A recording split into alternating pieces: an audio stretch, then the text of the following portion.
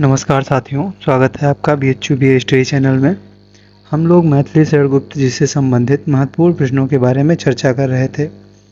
इनसे संबंधित जो महत्वपूर्ण व्याख्याएं पूछी गई हैं वे हम लोगों ने देख ही ली हैं। आइए हम लोग आज तीसरे प्रश्न पर चर्चा करेंगे। पहले दो प्रश्न हमने देख लिए थे। तो तीसरा प्रश्न है, द्विवेदी युग के प्रतिनिधि कवि के रूप में मैथिली शरण गुप्त के महत्व पर प्रकाश डालिए। ठीक है, तो ये देखिए मैंने इसका उत्तर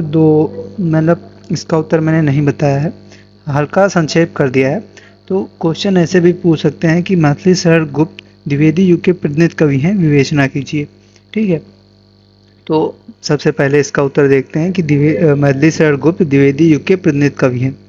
तो और उसके बाद उनका महत्व क्या है उसके बारे में भी मैं संकेत दे दूंगा, तो आप लोग उत्तर लिख लीजिएगा। द्विवेदी युगीन कवियों में मैथिली शरण गुप्त जी का नाम सर्वोपरि है। वे न केवल राष्ट्र कवि हैं अपितु वे द्विवेदी युग के प्रतिनिधि कवि भी हैं। युग प्रतिनिधि या राष्ट्र कवि उस कवि को कहा जाता है जो अपने समकालीन राष्ट्र की सभी दशाओं तथा समस्याओं का अंकन करता है। प्रतिनिधि कवि की कविता में उसका युग बोलता है। वह अपने युग का समय अंकन करके जनजीवन को नवजीवन प्रदान करता है तथा उसमें चेतना का संचार करता है। युग के प्रतिनिधि कवि की लेखनी युग के किसी विशेष अंग को अपना विषय नहीं बनाती अपितु संपूर्ण समाज की भावनाओं के प्रति सजग रहती है। गुप्त जी सच्चे अर्थों में एक युग प्रतिनिधि कवि थे, क्योंकि उनके काव्य में युग की सामाजिक, धार्मिक, राजनीतिक, सांस्कृतिक आदि सभी समस्याओं का अंकन हुआ है।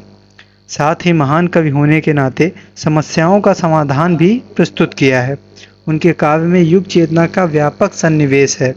उनके काव्य में निहित चेतना ही उन्हें द्विवेदी युग का प्रतिनिधि कवि बनाती है। तो पहले हम देख लेंगे कि प्रतिनिधि कवि क्या होता है। हम लोग भूमिका के तौर पे ये लिख लेंगे। अब वो प्रतिनिधि कवि क्यों कहे जाते हैं, वो उसका क्या आधार है, उसके बिंदु देखेंगे। तो इनकी कविताओं में युग का सामाजिक चित्रण भी हमें देखने को मिलता है। समाज मानव जीवन के अस्तित्व और विकास के लिए अनिवार्य संस्था है। गुप्त जी ने अपने युग के समाज का सूक्ष्म निरीक्षण करके मर्यादा को उसका मेरुदंड बताया है। गुप्त जी अपने युग के सामाजिक रूप से बहुत दुखी थे। समाज को प्रदर्शन तथा पाखंड रहित करके वे इसे आदर्शवादी बनाना चाहते थे।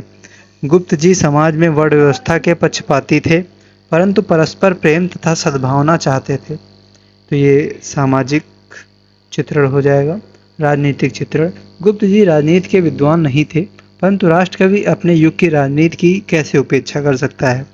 गुप्त जी ने अपने नेत्रों से अंग्रेजों की साम्राज्यवादी नीति के घोर अत्याचार देखे थे, अतः उन्होंने द्वापर में कंस के माध्यम से अंग्रेजी साम्राज्य की घोर निंदा की। ठीक है, तो ये होता था, चूंकि उस समय सरकार उनकी थी, तो वो लोग जो अपनी कविताओं के माध्यम से प्रत्यक्ष रूप में विरोध नहीं करते थे, बल्कि प्रतीकों के माध्यम से उनका विरोध करते थे। क्रांति की उद्घोषणा, गुप्त जी ने द्वापर में साम्राज्यवाद के विनाश और संघ राज्य की स्थापना का समर्थन किया। उन्होंने बताया कि समस्त संसार प्रजातंत्र शासन की स्थापना की ओर अग्रसर है। उन्होंने क्रांति का भी समर्थन किया। उनका विश्वास है कि अत्याचारी शासन को हर संभव उपाय से समाप्त करना चाहिए। स्वदेश प्रेम का चित्र हम लोगों ने कविताओं में देखा ही है। गुप्त जी का संपूर्ण कार्य राष्ट्रीयता की पवित्र भावना से पूर्ण है। उन्होंने अपने देशवासियों की दुर्दशा देखकर उस पर विचार करने के लिए आह्वान किया है। विदेशी शासन के प्रति उनके मन में तीव्र आक्रोश था। कहने का आशय यह है कि गुप्त जी के काव्य में स्वदेश प्रेम की भावना वृहत रूप में देखने को मिलती है। स्वदेशी प्रेमी कवि को अपने देश पर बहुत गर्व होता है। गुप्त जी को भी भारत के अतीत गौरव पर गर्व है। वे भारत को संसार का गुरु मानते हैं। हाँ, वृद्ध भारतवर्ष ही संसार का सिरमौर है। ऐसा पुरातन देश कोई विश्व में क्या और है। भगवान की भवभूतियों का यह प्रथम भंडार है। विधि ने किया नर सृष्टि का पहले यही विस्तार है।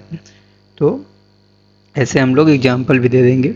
सामाजिक स्थिति का अंकन, राष्ट्रकवि की उपाधि उसी कवि को दी जा सकती है जो अपनी कविता को एक विषय जाति विशेष का न बनाकर पूरे देश को अपना घर समझे, सब विषयों पर अपनी लेखनी चलाए।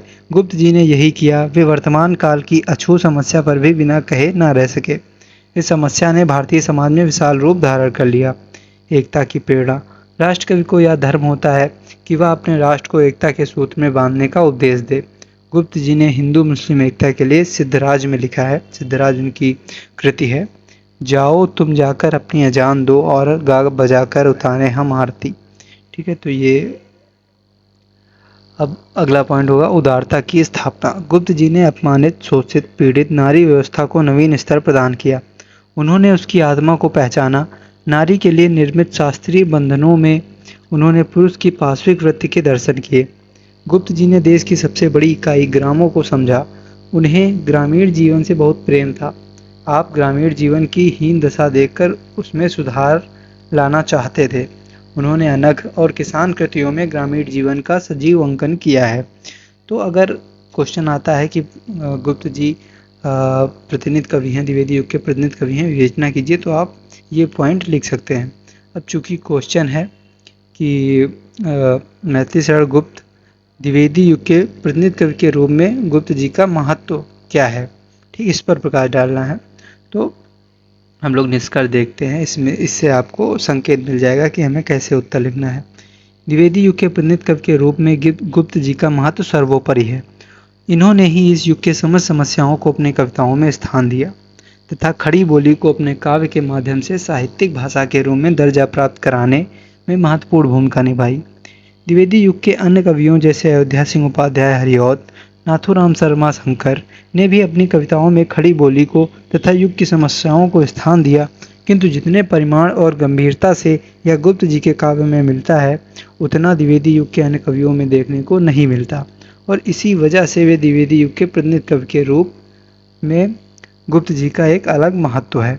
तो ऐसे आप जो निष्कर्ष देखेंगे उसमें इस प्रश्न का उत्तर निहित है। तो दोनों प्रश्नों का उत्तर आप इस फॉर्मेट से लिख सकते हैं। आप इस उत्तर के माध्यम से दोनों प्रश्न का उत्तर लिख सकते हैं। ठीक है, तो ये आपका कंप्लीट हो जाएगा, और जो भी प्रश्न बचे हैं अब हम लोग नियमित रूप से एक एक प्रश्न देखते रहेंगे। धन्यवाद।